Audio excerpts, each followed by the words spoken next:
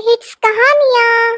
तो दोस्तों, ऐसे ही मजेदार कहानियां सुनने के लिए जो सफेद कलर का सब्सक्राइब बटन दिखाई दे रहा है उसे दबाकर हमारे चैनल को सब्सक्राइब करें और वीडियो लाइक करें।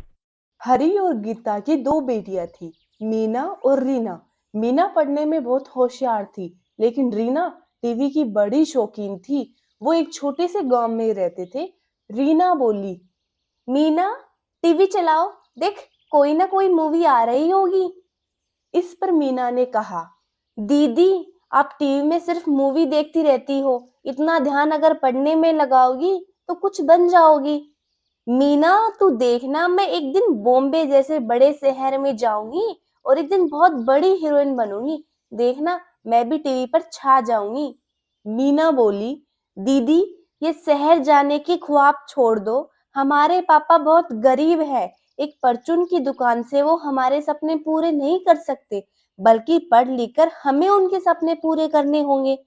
रीना बोली, मीना इस छोटे से गांव में मेरा दम घुटता है। ये चूल्हे का धुआं, ये धूल मिट्टी, ये अंधेरा, नहीं मैं इस गांव में रहकर कुछ नहीं कर पाऊंगी।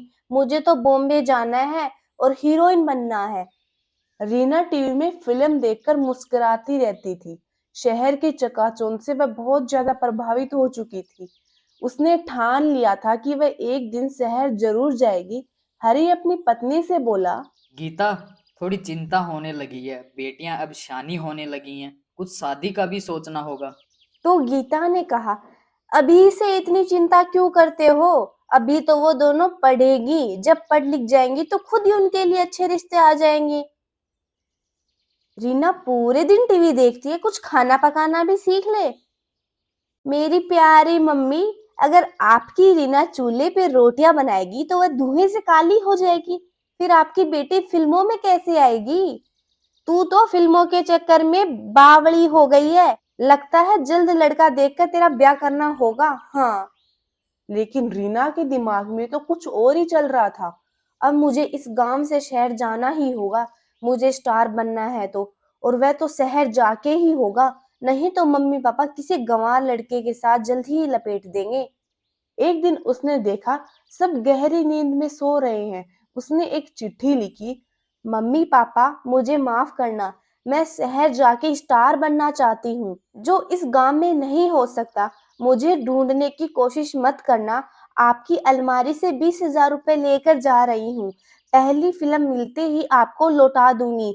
मैं जा रही हूँ, आपकी बेटी रीना।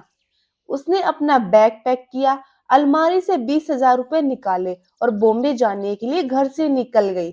एक लंबे सफर के बाद वह बॉम्बे पहुंच गई। एक अनजाने शहर में पहले उसने रहने के लिए एक कमरा किराए पर लिया और फिर वह फिल्मी दुनिया की तरफ चल पड़ी, जहां उसकी मुलाकात राहुल से हुई, जिससे उसकी अच्छी दोस्ती हो गई। राहुल बोला, अरे रीना, तुम इतनी खूबसूरत हो, तुम्हें हीरोइन बनने से कोई नहीं रोक सकता। देखना तुम एक दिन बहुत बड़ी स्टार बनोगी। हाँ राहुल, यही सपना लेकर तो मैं बॉम्बे जैसे बड़े शहर में आई हूँ। वहां गांव की घुटन भरी जिंदगी में मैं अपना करियर चौपट नहीं कर सकती थी। राहुल उसे रोज रोज नए नए सपने दिखाता रहता।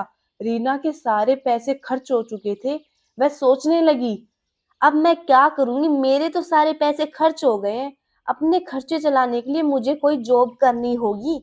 राहुल बोला, अरे तुम चिंता मत करो रीना, तब तक मैं तुम्हें एक रिसेप्शनिस्ट की जॉब दिलवा सकता हूँ। रीना एक होटल रिसेप्शनिस्ट की जॉब करने लगी। इसी तरह समय बीतता गया। स्टार बनने का सपना अब मुश्किल दिखाई देने लगा। उसने कुछ समय बाद राहुल से शादी कर ली। रीना राहुल से बोली, राहुल, मैंने अपने मम्मी पापा का दिल दुखाया है, शायद इसलिए मैं शहर आके भी कुछ नहीं कर पाई। एक बार गांव जाके उनसे माफी मांगना चाहती हूँ।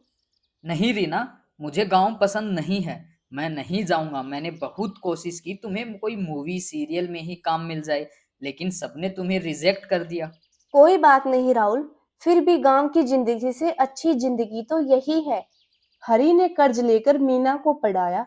रीना ने तो जैसे उनको पूरी तरह तोड़ ही दिया था। उस समय मीना ने उनको हिम्मत दी। मीना अपने पापा से कहती है, पापा आप चिंता मत करो, दीदी ने जितनी आपकी बदनामी करी है, देखना एक दिन मैं आपको आपकी इज्जत वापस लौटाऊंगी। मीना यूपीएससी की पढ़ाई कर रही थी। उसे उम्मीद थी एक न एक दिन जरूर आईएएस ऑफिसर बनेगी। राहुल और रीना के बीच झगड़ा रहने लगा। वह शराब पीकर उसके साथ मारपीट करने लगा। गंवार कहीं की, मैंने तरस खाकर तुझसे शादी करी थी और तू मुझे आंखें दिखाती है। राहुल, शराब के लिए पैसे कहाँ से आ जाते हैं? 2 दिन से घर में खाने के लिए कुछ नहीं बना है। तेरे बाप की नहीं पीता? जा अपने बाप के घर, उस गांव में जाके सड़, तेरी यही औकात है। राहुल ने धक्का देकर उसे घर से बाहर निकाल दिया।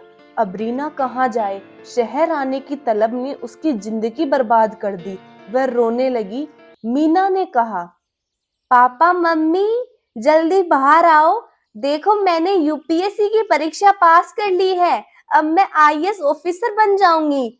हरी और गीता बहुत खुश हुए। उन्होंने रोते हुए मीना को गले से लगा लिया। हरी बोला, वाह बेटी, हमें तुझ पर नाज है, तूने हमारा सर फकर से ऊंचा कर दिया। हरी ने पूरे गांव में मिठाइयां बंटवाई। गांव वालों ने भी मीना को माला डाली और बधाइयां दी। गांव वाले बोले, बेटी, तुमने हरी का ही नहीं बल्कि पूरे गांव का नाम रोशन किया है। मीना तो ऑफिसर बन गई और उसकी पोस्टिंग भी पुणे में हुई। पूरे गांव वालों ने सम्मान के साथ मीना को विदा किया। कुछ महीने मीना ने वहां काम किया और एक दिन किसी ने सामने से आकर उसकी गाड़ी रोक दी। रीना चिल्लाकर बोल रही थी, रोको, रोको, रोको। मीना ने ड्राइवर से पूछा, कौन है ये? ड्राइवर बोला, मैडम जी, शायद कोई भिखारन है। मीना ने देखा एक औरत जिसके बाल बिखरे हुए, कपड़े गंदे थे। वह जब उसके पास आई तो उसने देखा वह तो रीना थी। मीना बोली, दीदी आप ये क्या हाल बना रखा है? ये सब क्या हुआ? तू, ये तेरी गाड़ी और ये वर्दी, तू तो बड़ी अफसर बन गई और मेरी तो जिंदगी बर्बाद हो गई। ये कहकर रीना तो फूट फूट कर रोने लगी। मीना ने उसे गले से लगाकर चुप किया और पूछा, मुझे बताओ दीदी, तुम्हारा ये हाल कैसे हुआ? मीना, शहर और फिल्मों की चकाचौंध ने मुझे अंधा कर दिया था और बाकी कसर राहुल ने पूरी कर दी। 2 महीने से भीख मांगकर गुजारा कर रही हूँ। काश मैं भी गांव में रहकर पढ़ती लिखती तो आज मैं भी तुम्हारी तरह कुछ बन गई होती। दीदी, राहुल को तो मैं सजा दूंगी, पर अब भी कुछ नहीं बिगड़ा। आप मम्मी पापा के पास चलो, सब ठीक हो जाएगा। किस मुंह से जाऊं उनके पास? वो मुझे कभी माफ नहीं करेंगे। सुबह का भूला शाम को घर लौट आए तो उसे भूला नहीं कहते दीदी। 1-2 दिन आप मेरे साथ रहोगी, फिर हम दोनों गांव चलेंगे। 1-2 दिन बाद वो दोनों गांव पहुंची। रीना को देखकर पहले तो हरी और गीता को बहुत गुस्सा आया, लेकिन उसकी आप बीती जानकर उनकी आंखों में आंसू आ गए। गीता बोली, रीना, गांव में संस्कार होते हैं, यहाँ अपनापन होता है, लोग अपनी गांव की मिट्टी छूने के लिए तरसते हैं। हाँ रीना, शहर में धोखा है बेटी। ऊपरी चमक दमक के दिखावे के चक्कर में लोग अपने गांव से दूर होते जा रहे हैं। लोगों में यहाँ सादगी है, सच्चाई है बेटा, छल कपट नहीं है। तूने अपना गांव छोड़कर अपनी जिंदगी तबाह कर ली। चलो ये सब बातें छोड़ो। आज के बाद दीदी ने क्या किया इस बारे में कोई बात नहीं होगी और दीदी आगे की पढ़ाई पूरी करेगी। करोगी ना दीदी? हाँ, मैं आगे पढ़ूंगी और अपनी गलती सुधारूंगी। ये सुनकर सब खुश हुए और एक दूसरे के गले लग गए।